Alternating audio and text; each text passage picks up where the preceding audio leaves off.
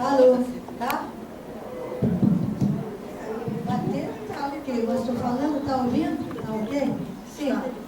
Bem, aí ele me mandou um roteiro e eu achei interessantíssimo. Porque o que é que eu ia falar, né? De mim? Sou uma pessoa do interior, primeiro. Sou de Abaetetuba. Naquele momento, golpe de 64, quer dizer, nós chamávamos Revolução, quero dizer. Tinha 3 anos de casada, mas é a minha história, né? Tinha 3 anos de casada, como eu coloquei aqui. Aí ele manda as perguntas, aí uma delas, a primeira, eu quero seguir, por favor. As memórias sobre o golpe civil militar em março, abril de 64. O que é que eu estava fazendo naquele momento? Vindo de Abaetetuba, me casei, era prática. Eu tenho 72 anos, né? Então, a minha geração, ela se forma, é uma geração da zona, sou de Abaetetuba, não, de município de uma zona urbana. Meu pai era comerciante, né? Muito católico, nossa família é extremamente católica, naquele momento, e a missa, aquela coisa toda, aquelas irmandades, né? E casei. Meu pai, um momento interessante que até hoje marca a minha vida, é o momento que nós casamos. Nós éramos mesmo uma classe social média, né? Quando eu casei, meu marido, a família dele era de uma classe social média alta, né? Então eu vim de uma circulação, só tinha o curso primário, naquelas alturas se chamava curso primário. Tinha um destino naquele momento, agora eu estudo a questão de gênero e sei, tinha um destino que era casar, ter filhos e cuidar do marido, né? A nossa amiga Rosa já falou isso aqui, quer dizer, cuidar do marido, seguir aquela situação. Então, no dia do meu casamento, eu achei uma situação extrema, interessantíssima, interessante, depois que eu vim entender que meu pai chamou o meu sogro e o meu marido e disse: olha, eu estou entregando a minha filha para vocês. E minha sogra estava lá, mas ele entregou para os homens, né? Achei interessante isso, aqui marcou. Eu disse: pai, por que você está fazendo? Não, são eles que vão cuidar de você. E eu vivi a vida inteira com a minha sogra, né? E nós morávamos juntos. Bem, então, o que é que eu pensei nesse momento? É que eu era dona de casa, golpe 64, acompanhante do meu marido. 64 eu já tinha minha filha, eu casei em 61, 62, meados de 62 é que eu tive a minha primeira filha. 63 eu tive a segunda filha, já tinha 2 filhas. E em 64, abril de 64, o que é que nós fazíamos naquele momento? Meu marido era um crítico de cinema, ele era amante, apaixonado pelo cinema, e nós acompanhávamos em qualquer lugar, qualquer filme. E nós ouvíamos falar muito de filmes, olha, aquele filme é subversivo, não sei o quê. Para mim, eu não entendia essa palavra, né? Subversivo, naquele momento, falarem de... Era um filme impróprio para alguém falar. Mas o Centro de Estudos Cinematográficos, acho que na véspera do golpe, né, passou o filme russo e nós estávamos lá. Era A Mãe do Khudovsky, né? Estava cheio. O Iracema, né? O Cine Iracema passou pelas mãos de uma pessoa extremamente católica, extremamente conservadora, que era o professor Orlando Teixeira da Costa. E nós continuamos, foi no Cine Iracema, né? Nós assistíamos todos os filmes que passavam naquele momento, a UAP mandava buscar, que era um deles que eu me lembro daquele momento, 5 Vezes Favela.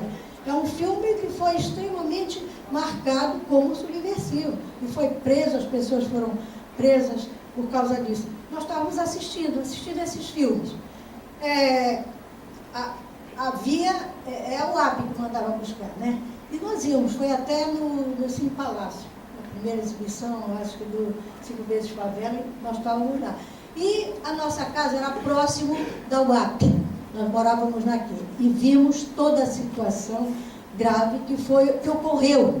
E gente correndo na frente da minha casa, gente subindo quando o Jaime falou a respeito, e vocês viram aquelas figuras importantes ali, que ele sentiu, né, na carne a memória deles. Eu quero dizer, quando ele falou, aqueles eram nossos amigos, né? E que eu vou falar agora para vocês, quer dizer, só que tem um detalhe interessante, que lá em casa nós tínhamos o cinema, o Cine Bandeirante, e iam intelectuais, jornalistas, todos assistiam os filmes lá, né? Não só no momento antes, né? Todo tempo. Eu já tinha 3 anos de casado, meu marido já gostava de cinema desde 12 anos, já tinha projetor e tudo mais, entendeu? E eu fui vivendo, minhas filhas também foram vivendo nesse processo, e essas pessoas todas eram nossas amigas. Nós saíamos com eles, eles viviam na minha casa, sabe? Porque na minha casa tinha piscina, na minha casa eles estavam, almoçavam, aquela coisa toda. Então, mas teve um dia um cara, um amigo daqueles, que disse para nós, esta casa vai dar, eu até anotei porque foi uma frase célebre, esta casa, a nossa casa era muito grande, mas tínhamos 2 famílias dentro. Era do meu cunhado, que aquela linha da família patriarcal, que os irmãos não se saem da casa. Então, um era em cima, o outro era embaixo. Nós morávamos embaixo e eles em cima. O meu cunhado em cima, com 6 filhos, foi o crescendo dos filhos. Então, um dos amigos que estava investido de uma visão contrária ao golpe, né? Aliás, contrária ao golpe. Mas ninguém sabia, a gente vivia ali, só conhecíamos aqueles viviam na nossa casa, almoçavam e tudo, mas olha o que ele disse, esta casa vai dar para muita gente morar.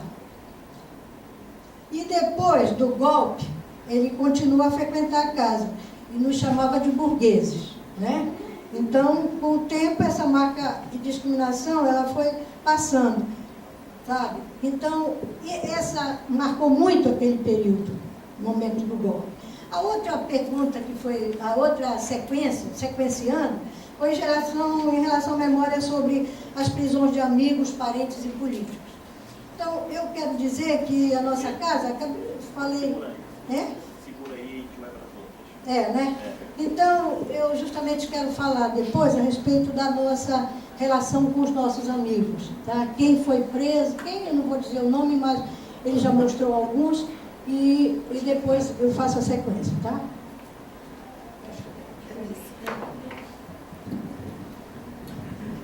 Boa noite. Eu acho que está aqui todos os fãs do Jaime.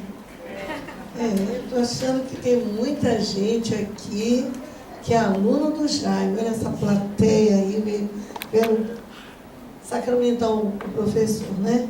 Também temos alunos da UNAMA, né, de História. Eu tinha 15 anos quando... Aqui está vocês já viram que nós não temos problema com a idade, essas jovens aqui, né? Eu tinha 15 anos, eu sou de agosto, então sempre começo um ano com uma idade e termino com a outra. Em março de 64 eu tinha 15 anos. E é interessante, como a Eneida disse ainda agora, cada uma de nós tem uma reflexão e tem uma história, né? Os meus pais, eles vinham de famílias muito empobrecidas.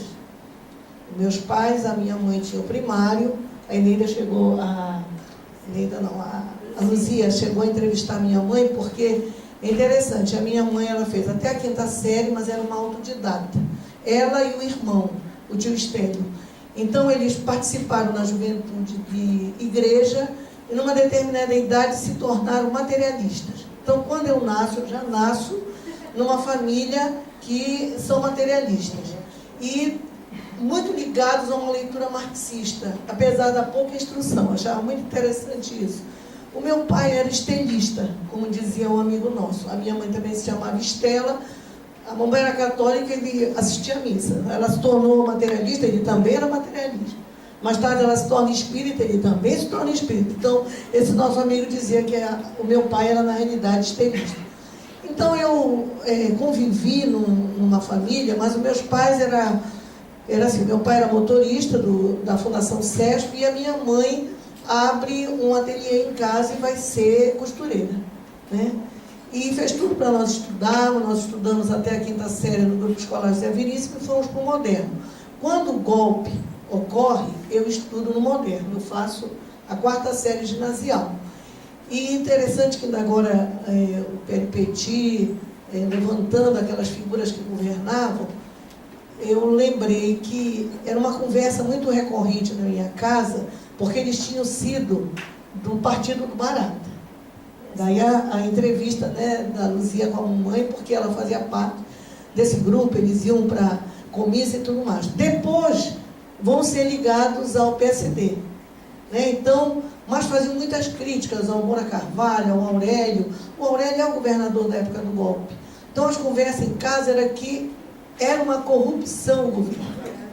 Era uma grande corrupção. E eu achei muito interessante, conversei isso agora com o Peripeti, porque a Comissão da Verdade esteve na UNAMA, agora recentemente, e um dos primeiros a falar foi o Aurélio do Carmo, né? E é como sempre eu digo, bem, a minha formação hoje é história também, né? Coleguinha dos coleguinhas aqui que falaram anteriormente. E é interessante, porque um aluno meu de Direito, porque na UNAMA, atualmente estou na UNAMA, já sou aposentada da Federal, eu ministro uma disciplina no curso de Direito, que é a História Social da Amazônia. E um aluno chegou, professora, eu queria trazer um livro que o Aurélio do Carmo lançou. E me entregou, né, com uma dedicatória e tudo mais, eu agradeci. E lá, e também soube na Comissão da Verdade, o Aurélio conta que ele, porque agora é mais bonito ser subversivo do que corrupto, então ele coloca que ele tinha algumas ligações com o Partido Comunista.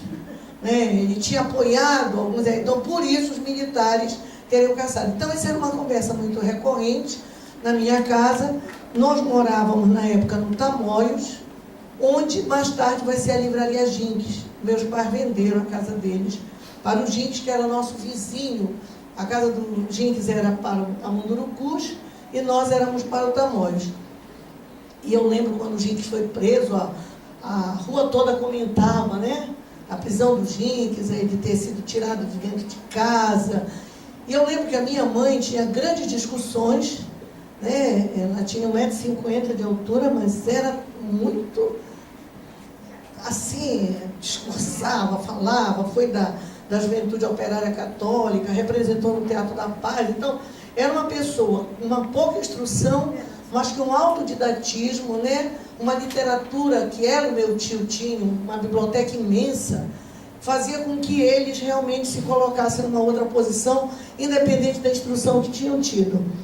E aí eu lembro, era nosso vizinho, o seu Lucival Barbalho, que na época era sargento, tio do Jader. A dona Júlia, a avó do Jader, era a única casa que está no Tamoios ainda é deles. Uma casinha de porta e janela. E o seu Lucival era sargento e endeusava o Jarbas Passarinho. E eu lembro de uma grande discussão dele com a minha mãe na porta de casa. Ele chegou assim, muito eufórico, dizendo que o Jarbas tinha feito uma grande palestra para eles, que ele era realmente muito culto, e quando o Mário colocou, é uma cultura, mas é uma cultura, eu acho que com algumas limitações, por algumas coisas que eu via na época, né?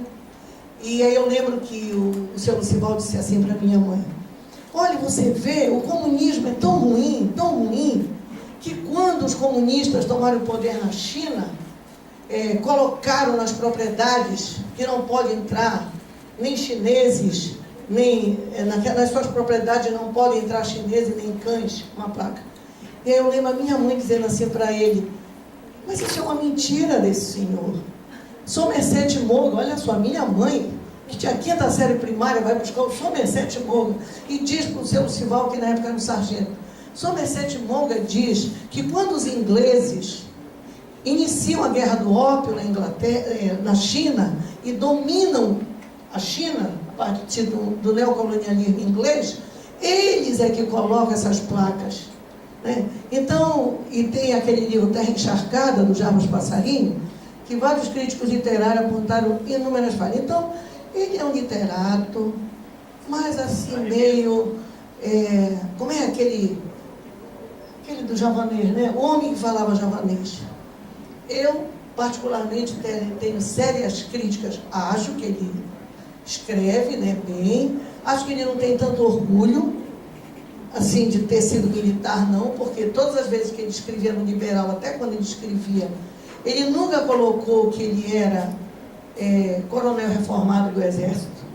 Ele colocava ex-governador, ex-senador, ex-ministro, mas nunca colocou, né? E para uma juventude, por exemplo, esse povo aqui, uma maioria jovem, que nunca... e a gente sabe que, fora alguns cursos que a memória é acionada, o nosso povo não tem muita memória. Então, ele escrevia muito, ultimamente, contra a ditadura do Hugo Chávez, a ditadura do Fidel Castro. Então, quem lê ele pensa assim que ele é um democrata. Mas eu tenho uma entrevista que ele deu, essa mania que nós temos, né, pessoal de história, de ficar cortando o jornal e guardando as coisas. Então, eu tenho uma entrevista que ele deu no Liberal, quando o AI-5 fez 20 anos, onde ele diz que ele assinaria novamente, porque evitaria que o Brasil se tornasse uma Colômbia, né? Então, eu acho que, obviamente, ele, perante outros militares, ele tem uma instrução a mais. Por exemplo, o Alacide Nunes nunca se colocou nem de discurso, nem de fazer escrita, etc, etc. Mas, então, eu tenho essas memórias, tenho memórias de colegas que estudavam no Paz de Carvalho, o Paz de Carvalho caía aos pedaços, o Teatro da Paz caía aos pedaços, os professores, lembro de uma greve dos professores antes do golpe, contra o Aurélio do Carmo, porque, obviamente, não pagava, era uma confusão toda.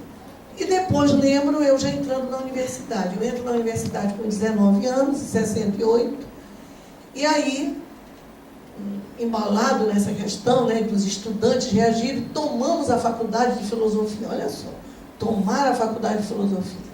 Eu lembro, é interessante, os meus pais nunca tiveram essas posturas dos pais das minhas colegas aqui. Eles tinham talvez, não sei porquê, não sei que tipo de formação, né? Mas eles eram assim, eles diziam assim, olha, é melhor tu não fazer. Se tu quiseres fazer. Então eu me lembro só minha mãe dizia assim, olha, tu sabes que a polícia pode entrar lá. E eu acho que também tu não dormires lá. Mas tu tens 19 anos, mas que era primeiro ano, né? Não tinha semestre. Primeiro ano da universidade, curso de História, Faculdade de Filosofia, na Generalíssima, tomamos a faculdade. Curso de História, curso de Letras, Ciências Sociais, e aí tomamos a universidade. Até que veio o golpe do AI-5, né? E eu lembro uma vez, eu ia pela Presidente Vargas, com vários colegas, cantando e gritando. Quando eu olho aquele pelotão de choque na minha frente, né? Eu não sei nem por onde eu deixei meus sapatos. Eu sei que eu larguei, imagina, andando numa passeata de sapato alto, coisa mesmo de gente de 19 anos, né? Larguei lá as sandálias e saí correndo por trás do Cinema Olímpico, fui chegando em Esbaforida, que morava ali no Tamoios, perto da Praça Batista Gama. Então, de um modo geral, eu lembro disso, e alguns outros episódios já no curso de História. Certo? Dulce, quer comentar alguma coisa, Dulce? Vou comentar. Quer comentar sobre isso? Vou chamar a atenção de uma coisa. Vocês notaram as origens? A minha família chega no Brasil com a família real. O nome da minha família é Huete de Bacelar Pinto Guedes Sotomayor, Cavaleiro da Casa Real.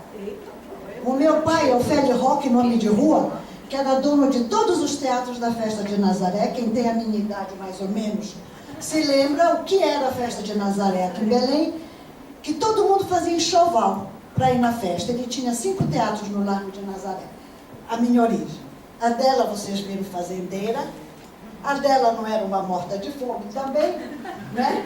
Vocês viram a pessoa mais simples que diz que a família era empobrecida, etc., o nível político, como era, completamente diferente. Bem, aqui tem representada a esquerda. Porque dentro da esquerda, a percentagem de pessoas de origem humilde, mas mais do que origem humilde, eu quero dizer, com trabalhos considerados mais simples, era exatamente essa. 70% da esquerda era constituída da classe média, média alta, com um determinado nível de instrução, e uma parte, 30%, 40%, de pessoas, seja com menos instrução, que com trabalhos mais simples. Isso eu estou achando interessantíssimo, porque era a realidade da época. Eu parei ainda agora dizendo que eu não era do Partido Comunista. Mas como aconteceu este fato que eu comecei a ajudar, ser utilizada, e quero justificar um negócio que ele fez uma tese aí dizendo que eu era a Mata-Hari da Amazônia, mas era só no sentido político, porque eu não fui para cama com ninguém. Porque ainda tinha a história de ser virgem, né? E fui casar lá na União Soviética virgem, tá? Então, esta Mata-Hari aqui... Só para o pessoal entender, Mata-Hari... Era uma espiã, mas era uma prostituta também. Mata-Hari era uma espiã, tá? A serviço de muita gente, e para conseguir as informações, ela lançava mão de todos os recursos possíveis que uma mulher podia fazer. Eu não. Então, a Dulce vai fazer o seguinte agora, vai me dar uma pausa só para explicar isso aqui para você continuar. A Dulce, na condição de uma mulher muito bonita, muito elegante, cheia de joias, sempre muito bem vestida, ela conseguia entrar ali onde hoje a gente chama de Casa das 11 Janelas. Ali era uma prisão. E as primeiras prisões que aconteceram, quando agora há pouco eu falei, no dia 1º de abril de 64, as primeiras prisões colocam alguns presos lá. A Dulce, se valendo da situação de ser uma mulher muito bonita, muito charmosa, como é até agora, o que ela fazia? Ela namorou com um dos... Eu já tinha namorado, tu não começa. Ela já tinha namorado com eles e com muito jeitinho conseguiu entrar novamente na prisão para ter contato com aquele preso político que estava lá. Então ela dá uma senha. Eu vou contar, deixa eu contar que é melhor. Mas se alguém do Partido Comunista me procura, sabendo não só que eu tinha namorado com um militar, mas utilizando o fato que eu não era conhecida de ninguém, da polícia principalmente, não tinha feito atividade política, pediu para ir lá. Mas você fez charme para entrar, você reativou a memória do namoro. Opa! Vai ser. Então, eles me pedem para ir procurar esse meu ex-namorado, que era tenente, e perguntar quem é que estava preso lá, porque nós não tínhamos ideia. As aulas tinham começado, mas aqueles de esquerda tinham desaparecido. Então nós não sabíamos se eles tinham fugido, se eles tinham sido presos, se eles estavam escondidos, que eles tinham levado. E queríamos saber, eles queriam saber, onde tinham ido parar. Aí lá vou eu para lá, falar com este ex-namorado, e ele me manda para casa, me diz que não estavam lá, que eles passavam por lá, era uma triagem, mas depois iam para Gaspar Viana, onde agora vocês conheceram a Casa Cor. Ali é que estavam presos todos.